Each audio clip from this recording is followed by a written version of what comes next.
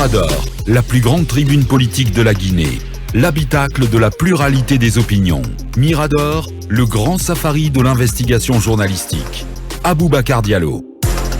Mamadou Ouri, on s'intéresse donc à cette décision du patrimoine, de la direction générale du patrimoine bâti public de faire fermer la cité douane et la résidence 2000. Des questions à se poser, Mamadou Ouri. Des questions à se poser, mais avant tout, il faut quand même dire que la démarche du CNRD, qui consiste donc à récupérer tous les biens de l'État, donc les patrimoines bâtis et non bâtis de l'État, est une démarche salutaire, est une démarche qu'il faut sans doute appuyer, et je crois que cela a été rappelé ici chaque fois. Maintenant, à chaque cas, il faut regarder de plus près dans les détails. Est-ce que les choses sont faites dans les règles de l'art? Dans les règles de l'art, est-ce que ça respecte justement les procédures? Et c'est pour cela que dans le cas, par exemple, de la résidence 2000, je pense qu'il y a des questions à se poser, parce qu'on a l'impression qu'on est allé d'une façon assez cavalière.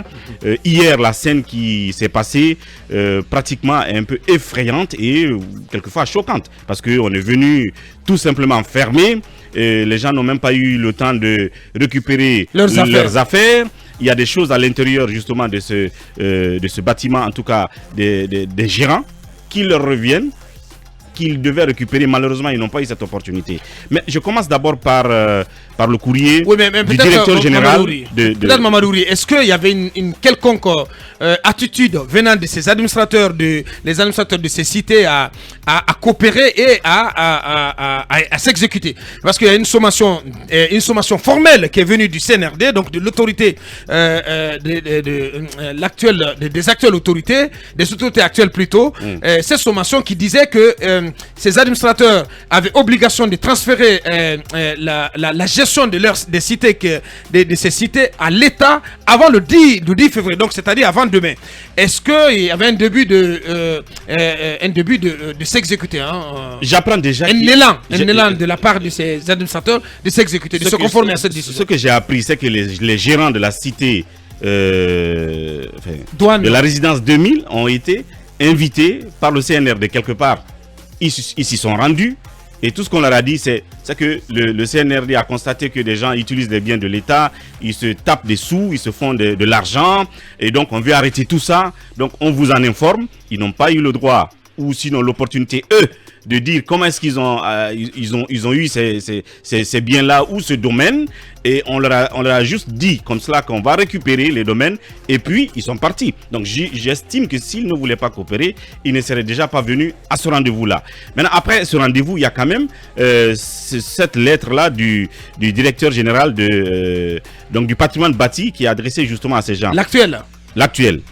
C'est une lettre qui est datée du 3 février 2022. Bien. Donc, à la demande de transfert des documents de gestion. Il est dit qu'en application du communiqué numéro 004 CNRD 2022 du Comité national du Rassemblement pour le développement en date du 2 février relatif au transfert à l'État guinéen de la gestion des immeubles formant la résidence 2000 avant le jeudi 10 février 2022 à minuit.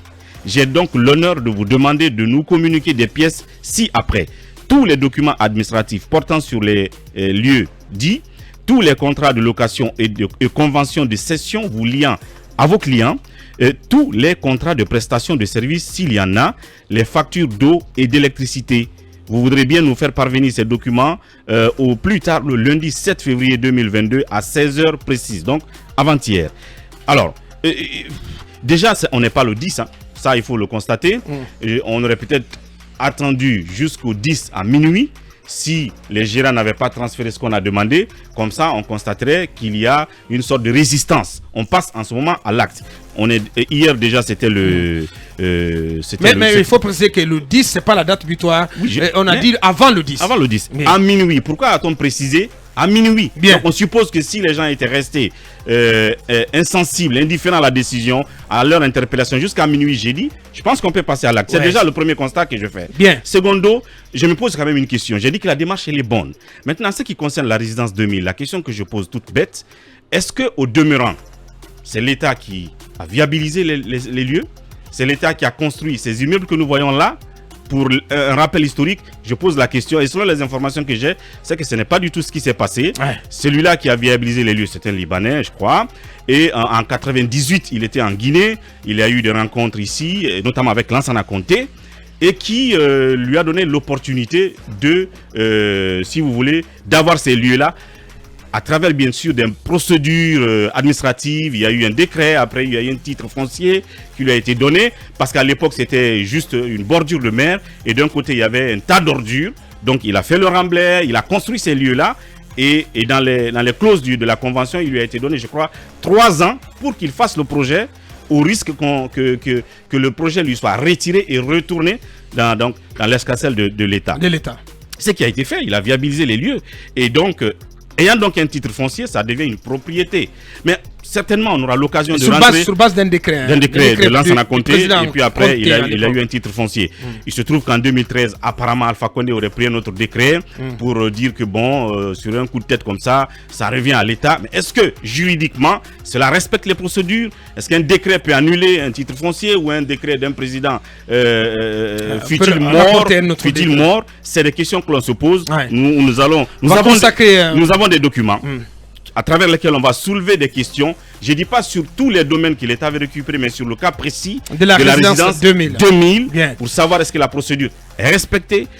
Aussi pour la résidence 2000, on va y revenir demain sans doute. Mais il y a aussi cette affaire d'imprimerie Patrice Lumumba. Là aussi, j'apprends quoi? C'est qu'on veut récupérer, c'est une bonne chose. Mais à la base, c'est juste des parcelles qu'on a données aux messieurs qui, eux, maintenant, ont installé une imprimerie avec leurs fonds. Maintenant, ce qui est demandé, c'est qu'on veut récupérer et le domaine, et l'imprimerie, et tout le matériel. On dit, bon, cédez-nous la gestion. Je pense qu'il y a des choses à... Il y a la manière...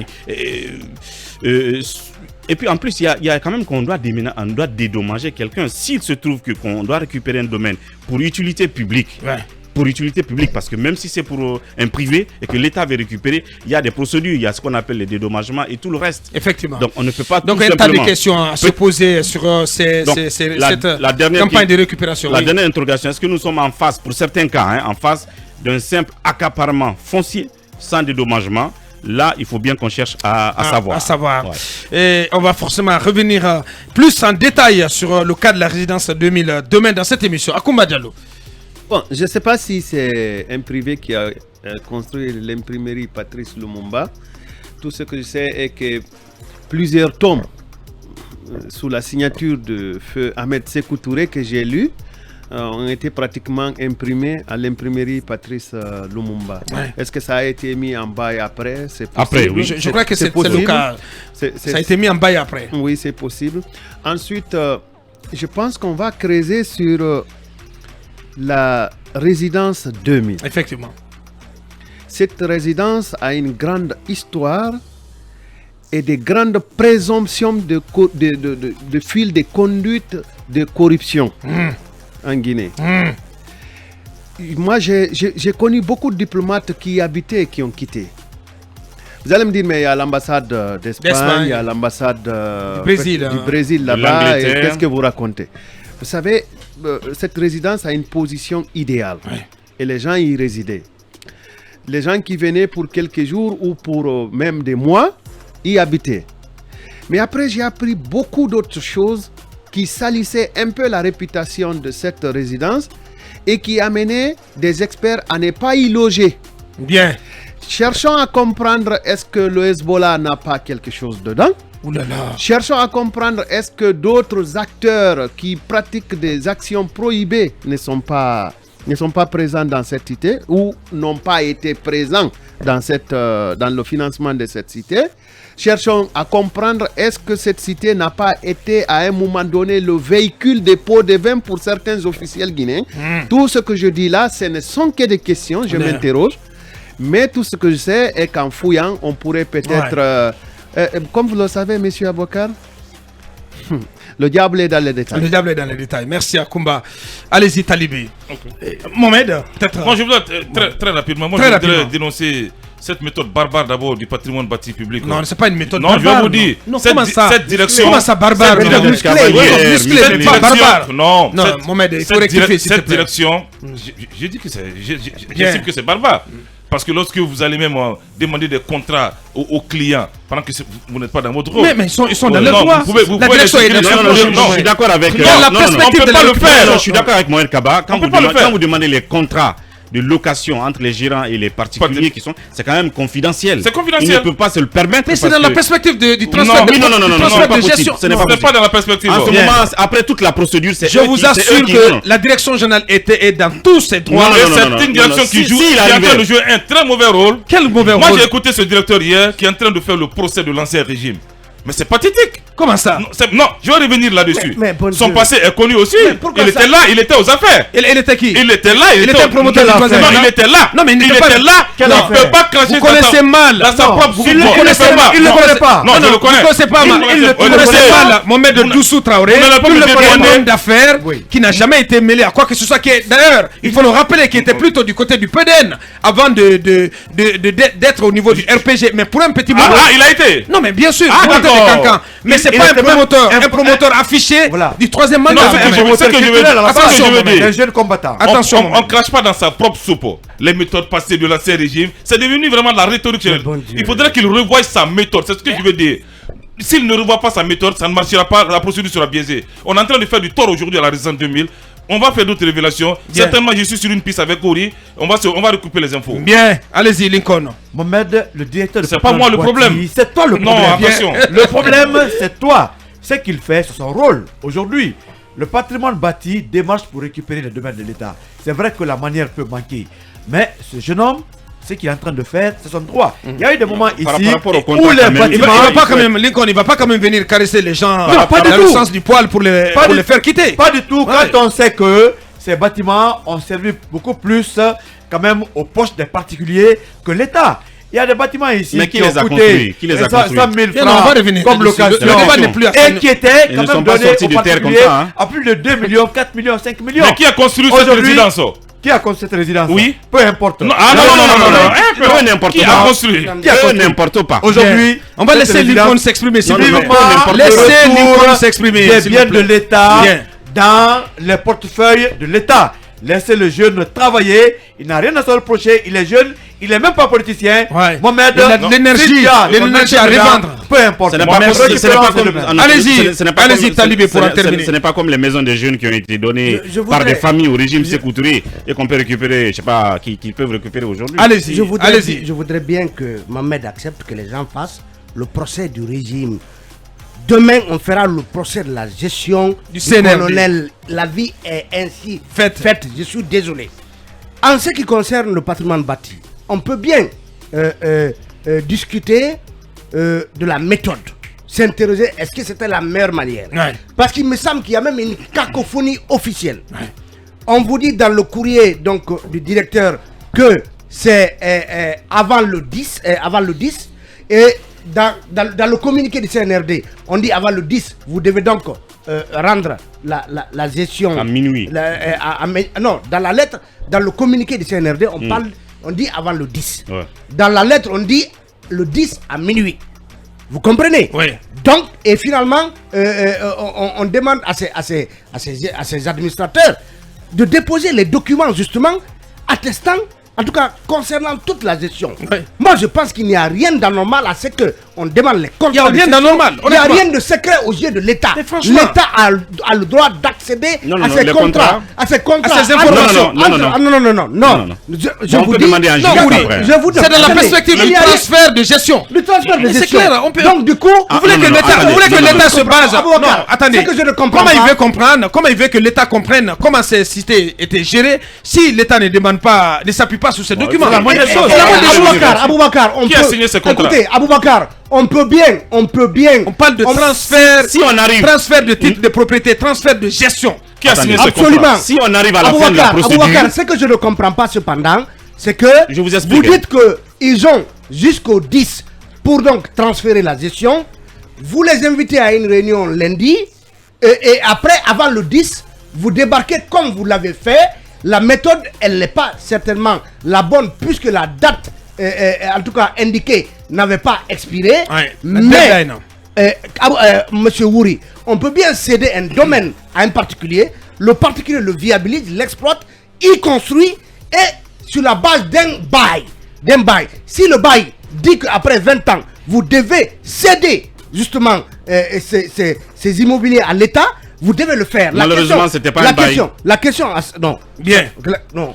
Les domaines publics. On va y revenir. On l'a vendu, on lui a donné un titre foncier. Les domaines publics maritimes sont inaliénables. Attention, mais si on le déclasse, sont vous n'allez pas mettre la charrue devant les bœufs. Mais si on déclasse, non, mais vous n'allez pas mettre la charrue devant les bœufs. On nous apporte la preuve. Attendons de savoir ce que votre enquête dira demain. Si on déclasse le domaine, bien. Demain, on va solliciter. On donne à quelqu'un. On va organiser un débat contradictoire. Moi, je parle des procédures. Je suis d'accord. Depuis plus de 20 ans. Je peux te garantir que. Aboubacar, depuis plus de 20 ans qu'il exploite là-bas, il a dû recouvrer tous ses investissements. On va inviter ici demain.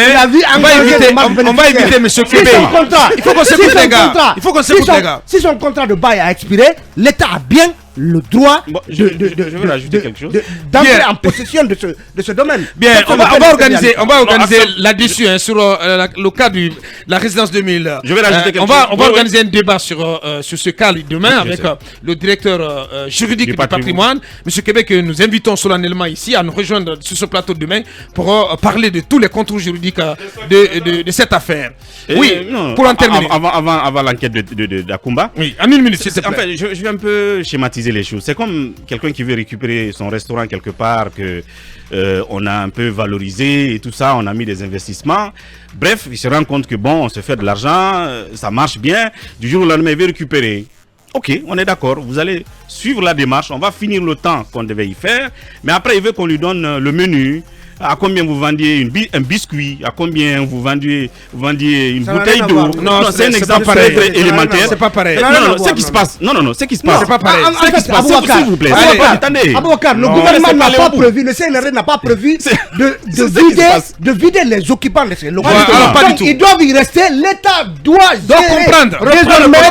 désormais gérer cette cité. Et pour le faire, il faut que l'État comprenne. Mais c'est aussi simple que ça.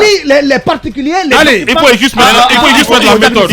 Il faut attendre. Allez, on va prolonger ce débat dans cette même émission demain, jeudi.